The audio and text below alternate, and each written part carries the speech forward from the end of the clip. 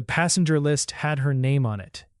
In 2018, a ferry carrying 143 passengers arrived at Port Ashbury after a routine overnight crossing. Nothing seemed unusual.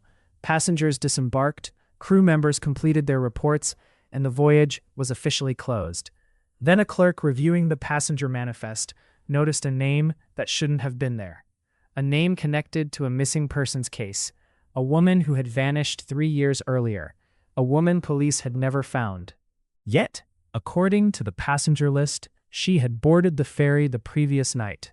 And according to security footage, someone using her ticket had actually been on board. This is the mystery of the passenger list that contained the name of a missing woman. Most missing person investigations end one of two ways. The person is found, or the trail eventually goes cold. But every so often, a case takes an unexpected turn. A new clue appears.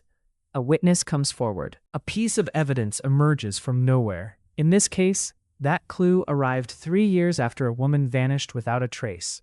28-year-old Sarah Whitmore disappeared on September 11, 2015. Friends described her as responsible and dependable. She worked as an accountant, maintained regular contact with family, and had no history of sudden disappearances.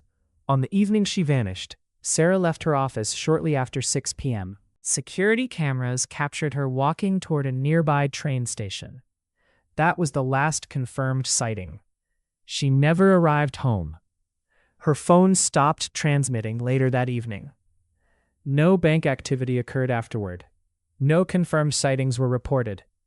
Despite an extensive investigation, Sarah simply vanished. Months became years. Search efforts produced nothing. Investigators explored numerous theories: voluntary disappearance, abduction, foul play. Eventually, the case joined hundreds of other unsolved disappearances. The file remained open, but active leads disappeared. Until June of 2018, the overnight ferry Horizon Star operated a regular route between two coastal cities. The trip lasted approximately 7 hours. Passengers were required to provide identification when purchasing tickets. On June 18th, a ticketing clerk reviewing travel records noticed something unusual. One passenger name stood out: Sarah Whitmore. At first, the clerk assumed it was a coincidence, a different person with the same name. Then she remembered the missing persons posters. The photo, the story, the disappearance. The name matched perfectly. She immediately notified her supervisor. Investigators discovered the ticket had been purchased online 3 days before departure. The account used Sarah's full name, date of birth, and identification number, information that had never been released publicly. Even stranger, the payment method could not be traced. The transaction appeared legitimate, yet investigators could not determine who actually made the purchase. Police obtained surveillance footage from the ferry terminal. Hours of video were reviewed. Then they found it. At 10:14 p.m., a woman approached the boarding gate. She presented identification, boarded the vessel, and disappeared into the crowd. The image quality was poor, but several investigators believed the woman resembled Sarah. Not exactly, but enough to raise questions. The problem was her appearance. She looked almost identical to the way she had looked 3 years earlier. No obvious signs of aging. No significant changes. Almost as though no time had passed.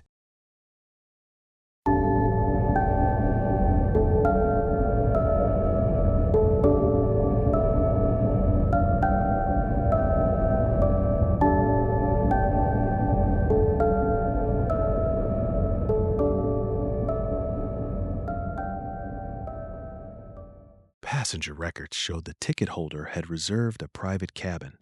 After the ferry arrived, crew members inspected the room.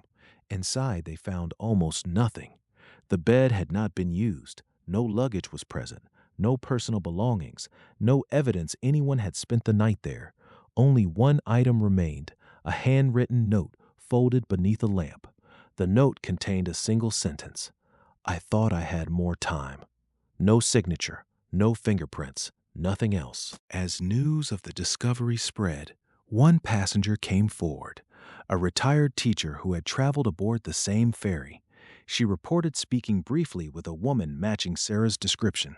According to her statement, The woman appeared nervous, distracted, frequently checking the windows. At one point, she reportedly asked a strange question: "Do you know what year it is?" The witness laughed, assuming it was a joke. The woman did not. Investigators continued reviewing surveillance recordings. What they discovered created another mystery. Although cameras recorded the woman boarding the vessel, none recorded her leaving. Every exit camera was checked, every hallway, every stairwell. Nothing.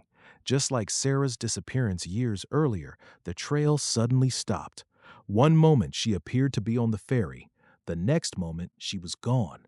Weeks later, technicians analyzing the footage noticed something unusual. At 2:13 a.m., a camera overlooking the outer deck briefly captured the woman standing alone near the railing. She appeared to be staring into the ocean.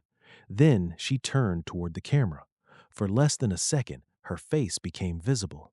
Investigators later enhanced the image. What they found remains controversial. Several analysts claimed the woman was Sarah Whitmore. Others disagreed. But everyone noticed the same detail. She appeared to be crying. Sarah Whitmore has never been found. No one knows who purchased the ticket. No one knows who occupied the cabin. And no one can explain how a missing woman's information appeared on a passenger manifest 3 years after she vanished. All that remains is a ferry crossing, a mysterious ticket, a handwritten note, and a passenger list containing a name that should not have been there. Do you think Sarah Whitmore really boarded the Horizon Star? Was someone impersonating her? Or was there another explanation hidden somewhere in the evidence? Let me know your theory in the comments.